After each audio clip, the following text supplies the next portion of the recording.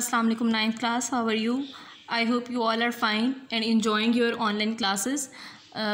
In the last lecture we have studied about the vitamins. ठीक है, vitamins के बारे में हम लोगों ने पढ़ा था, लेकिन सारे vitamins का हमने थोड़ा सा रोल उनका पढ़ लिया था, लेकिन हमने डिटेल से उसको डिस्कस नहीं किया था. In today's lecture we will discuss about the vitamins A. ठीक है, जितने भी vitamins थे हम लोग आज से उनकी डिटेल को शुरू करेंगे. ठीक है, जिसमें आज के लेक्चर में हम लोगों ने पढ़ना है विटामिन ए को, और जो हम लोग वैसे टॉपिक को डिस्कस कर रहे हैं वो हम लोग कंपोनेंट्स ऑफ ह्यूमन फूड को डिस्कस कर रहे हैं. इट्स मीन के vitamins और are also the part of human food components. ठीक है, तो विटामिन बी एक फूड का कंपोनेंट है ह्यूमन के लिए. ठीक है, तो विटामिन ए उसमें आज हम लोगों ने डिस्कस करना है. तो let's see what is there about the vitamin A. So first of all you should know what are vitamins. ठीक है, आप लोगों ने ये पहले भी डेफिनेशन पढ़ी थी, मैं आज के लेक्चर में रिपीट कर देती हूँ. ठीक है, vitamins are the chemical compounds that are required in low amounts but are essential for normal growth and metabolism. ठीक है, विटामिन्स क्या होते हैं? केमिकल कंपाउंड्स होते हैं जो कि हमारी बॉडी को लो अमाउंट में रिक्वायर होते हैं, लेकिन हमारी जो नॉर्मल ग्रोथ और फंक्शनिंग होती है बॉडी के लिए उसके लिए एसेंशियल होते हैं. अब ये नहीं है कि अगर ये हमें बहुत लो अमाउंट में रिक्वायर्ड होते हैं तो हम लोग विटामिन्स ना लें, हमें लेना ज़रूरी है, क्योंकि कहीं ना कहीं इनका पार्ट है, और जितना भी पार्ट है वो बहुत एसेंशियल है. ठीक है, इनका जो भी रोल है बॉडी के अंदर, बेशक वो माइनर है, वो है बहुत एसेंशियल. बेशक इनकी अमाउंट हमें कम चाहिए, लेकिन रोल इनका बहुत अहम है. ठीक है, तो let's C categories of vitamins. Vitamins दो तरह के बेटा होते हैं, फैट सॉल्युबल विटामिन्स और water soluble vitamins. Fat soluble का मतलब होता है कि ये फैट्स के अंदर डिज़ोल्व हो जाते हैं. ठीक है, उसके अंदर ए डी ई एंड के विटामिन्स होते हैं. ठीक है, उसके बाद वाटर सॉल्युबल विटामिन्स का मतलब होता है कि ये वाटर के अंदर डिज़ोल्व हो जाते हैं. ठीक है, उसके अंदर बी और सी विटामिन्स जो हैं इम्पॉर्टेंट हैं. तो आज के लेक्चर में हम लोगों ने क्या पढ़ना था? विटामिन ए के बारे में, कि विटामिन जो ए होता है ये क्या होता है. First of all this is the first fat soluble vitamin identified in 1913. सबसे पहली बात ये कि पहला जो फैट सॉल्युबल विटामिन था वो आइडेंटिफाई हुआ था 1913 में, और वो कौन सा था? वो था विटामिन ए. उसके बाद अब हम लोगों ने इसके फंक्शंस पढ़ते जाना है विटामिन्स के, कि ये क्या क्या फंक्शंस परफॉर्म करते हैं. ठीक है, तो विटामिन ए का हमारी बॉडी के अंदर क्या फंक्शन होता है? हमारी बॉडी के अंदर बेटा हमारी जो बल्कि आई होती है ना, आई आंख. ठीक है, तो इसकी जो वीएन होती है, ये साइट होती है, उसके लिए विटामिन बहुत ज़रूरी. वो किस तरह से कि हमारी आई के अंदर, ठीक है, एक प्रोटीन प्रेजेंट होती है जिसको हम लोग बोलते हैं ऑप्सिन. अब विटामिन ए जो होता है वो इस प्रोटीन के साथ कंबाइंड फॉर्म में प्रेजेंट होता है. ठीक है, तो इससे क्या होता है कि हमारी जो आई होती है, ठीक है, उसको ये वीएन प्रोवाइड करता है. ये वीएन उससे हमारी इम्पॉर्टेंट होती है. अगर विटामिन ए की डेफिशिएंसी हो जाए तो फिर वो प्रोटीन नहीं बनेगी जो कि हमारी आई के अंदर होती है और जिससे हम लोग देख सकते हैं. ठीक है, अब क्या होता है कि ये एक प्रोटीन के साथ कंबाइन होता है जिसको हम लोग बोलते हैं ऑप्सिन. ऑप्सिन जो होती है वो क्या बनाती है? ऑप्सिन और जब ये विटामिन ए आपस में मिलते हैं तो वो एक प्रोटीन बनाती है जिसको हम लोग बोलते हैं रेडोप्सिन.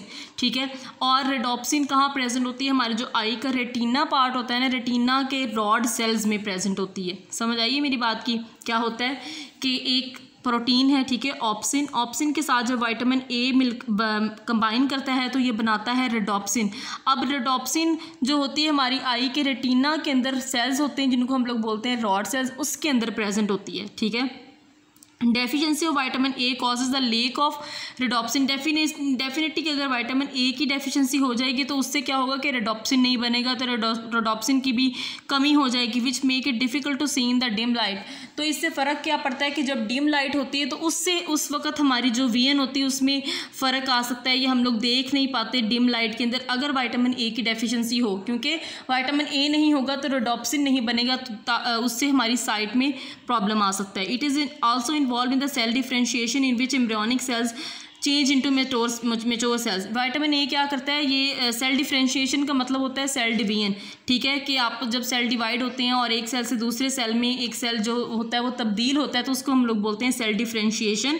तो उसके अंदर भी ये बहुत इंपॉर्टेंट रोल प्ले करता है. फॉर एग्जांपल जब एम्ब्रियोनिक सेल्स होते हैं एनिमल्स के अंदर, जब एम्ब्रियो बनता है तो उस वक्त सेल्स ने डेफिनेटली मेच्योर होना है, डेवलप होना है. जब वो डेवलप होकर मेच्योर सेल्स बनाते हैं तो उसको हम लोग सेल डिफ्रेंशिएशन कहते हैं, और विटामिन ए इसके अंदर बहुत इंपॉर्टेंट रोल प्ले करता है.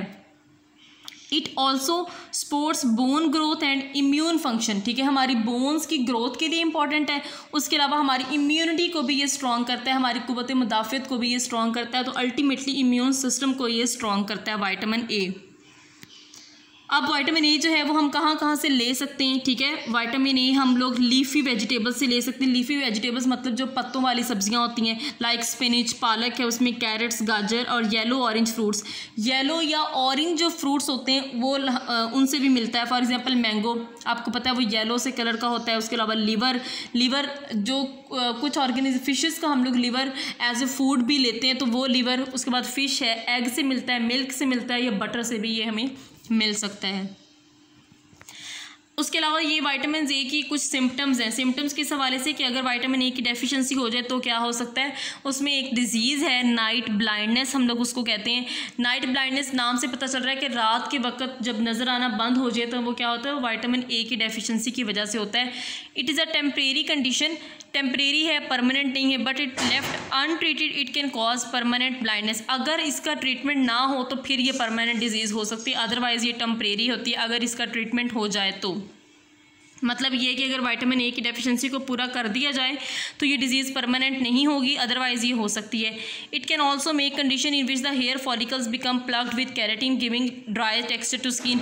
अगर विटामिन ए की डेफिशिएंसी हो जाए तो हमारे जो हेयर होते हैं उसके अंदर प्रोटीन्स की जो अमाउंट होती है वो ज़्यादा हो जाती है। कैरेटिन हमारे हेयर्स के अंदर होती है, तो उससे क्या होता है कि जो हमारे हेयर होते हैं वो सख्त हो जाते हैं, उनका टेक्सचर जो है वो ड्राई हो जाता है, ठीक है, स्किन भी ड्राई होना शुरू हो जाती है। तो ये कुछ सिम्टम्स हैं विटामिन ए की डेफिशिएंसी के। सिम्टम्स में आगे एक और चीज़ इसके अंदर आ जाती है, ठीक है, वही कि हेयर जो होते हैं वो हमारे टेक्सचर उसका ख़राब होना शुरू हो जाता है इसकी डेफिशिएंसी की वजह से। ये था आज का लेक्चर, इसमें हम लोगों ने विटामिन ए को ही सिर्फ पढ़ा है, ठीक है। अब आपने इनके फंक्शन बड़े अच्छी तरह से करने, इसके अलावा इसके सिम्टम्स, डिजीज़ क्या क्या हो सकते हैं, ये आप लोगों ने अच्छी तरह से पढ़ने हैं, ठीक है। I will see in the next lecture. अपना ख्याल रखें, अल्लाह हाफिज़।